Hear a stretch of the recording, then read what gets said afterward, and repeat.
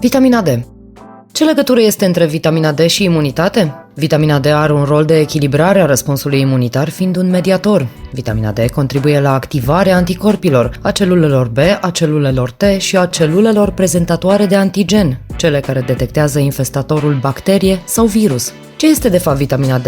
Este o vitamină liposolubilă, însă reprezintă mai mult decât atât, întrucât funcționează de cele mai multe ori ca un hormon menit să reechilibreze o sumedenie de funcții în organism. Cum putem ști dacă avem un deficit de vitamina D în organism? Prin analiza de sânge 25OH vitamina D sau având următoarele simptome: oboseală accentuată, imunitate scăzută, tulburări emoționale, osteoporoză, boli autoimune, boli tiroidiene sau transpirații excesive. De unde ne obținem doza necesară de vitamina D? Cea mai mare parte se sintetizează sub acțiunea razelor UVB asupra pielii, din surse alimentare, ficatul de cod, somonul sălbatic, grăsimile animale sau ciupercile shiitake. E necesară suplimentarea de vitamina D?